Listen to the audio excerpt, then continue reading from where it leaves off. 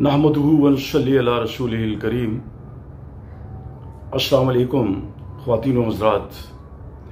आज मैं आपकी खिदमत में, जैसा कि मैंने अपनी पहली एक वीडियो में आपसे वादा किया था कि मैं आपको अपना एक ऐसा वाक़या बताऊंगा जो कि नाजायज़ कब्ज़ा जो है वो कैसे हटता है प्लाटों पर, अगर ज़मीनों पर हो। चूँकि कब्ज़ा माफिया जो है ये हर शहर में, हर जगह पे ये सरगर्म अमल होता है। ये बड़ा आसान सा काम है कि इंसान अपने शर की बदौलत, असलहे के ज़ोर पर, पैसे के ज़ोर पर, मुकदमाबाजी के ज़ोर पर या कोई और किसी किस्म का शर जो है वो उसको बरूए कार लाकर किसी की ज़मीन पर, किसी के प्लॉट पर, किसी की रिहायशी जायदाद पर नाजायज़ कब्ज़ा कर लेता है। और फिर वो जिसकी ज़मीन पर कब्ज़ा हो चुका होता है वो बेचारा मुकदमात में उलझ जाता है, परेशान होता है।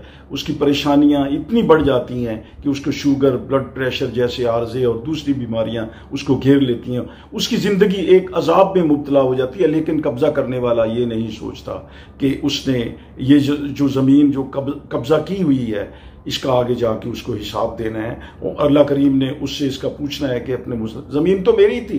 अल्लाह कहते हैं ज़मीन तो मेरी है, इसका मैं जिसको चाहता हूँ मालिक बना देता हूँ। तो आप ज़बरदस्ती अगर मालिक बनते हो, अगर आप कानून फितरत के खिलाफ जाके वो मालिक बनते हो तो वो अच्छा। वो मुझे एक प्लॉट जो है वो मेरा था इधर लाहौर में, ये हरबंसपुरा के इलाके में, जो तो पता चला थी वहाँ तो वो कब्ज़ा है।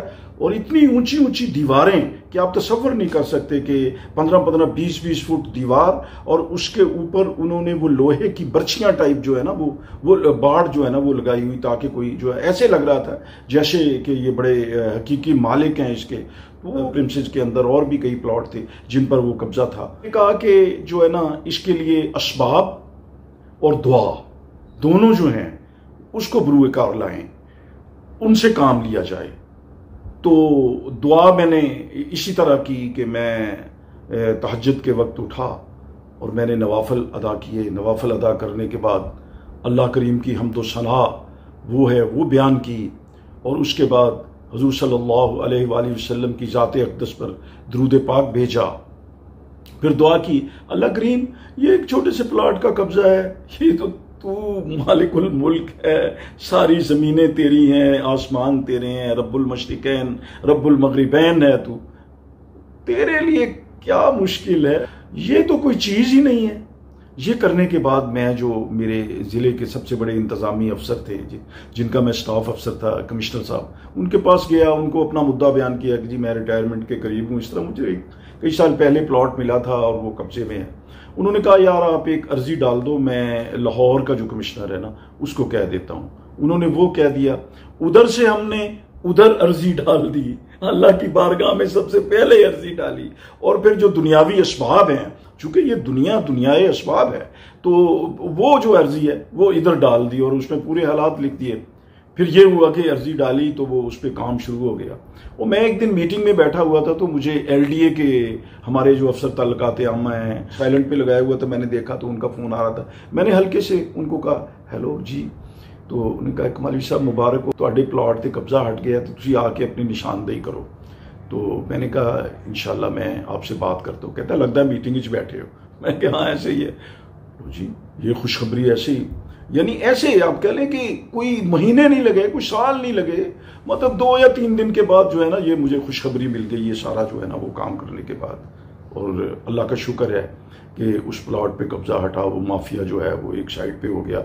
और अल्लाह ने ये तौफीक दी, वो जैसा मैंने पहले वो अपने एक वाक़े में बताया है कि जो घर मैं फैसलाबाद में बना चुका था वो घर बिक गया, वो भी ऐसे दुआ से बिका। वो मैंने आप मेरी वो एक वीडियो में जो है ना वो देख चुके हैं। ये भी अल्लाह करीम ने दुआ से जो है और असबाब ऐसे पैदा कर दिए, ऐसी अल्लाह ताला ने मतलब है कि वसीले बना दिए कि उसकी बारगाह से इतनी रहमत हो गई, इतनी बरकतें आ गई कि ये चंद दिनों के अंदर अंदर वो हट गया। और अल्लाह करीम ने इतनी तौफीक दी कि मैं हज की भी शहादत उसी साल नसीब हुई।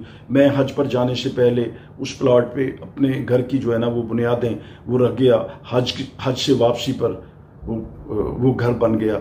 अल्लाह करीम अब बच्चों के साथ उस घर में हूँ। अल्लाह करीम सबको ये दुनिया में भी आसानियाँ और नेकियां और हसनात जो है वो दे, और आखिरत में भी अल्लाह ताला सबको जो है ना वो ये दे, और हम सबको अपने हिफ्ज़ व अमान में रखे, और हमें कुरान और सुन्नत की जो तालीमात हैं उस पर चलने की तौफीक अता फरमाए। मेरे चैनल को भी सब्सक्राइब कर लीजिए और घंटी का निशान दबाकर आइंदा आने वाली वीडियोस देखने को यकीनी बनाइए।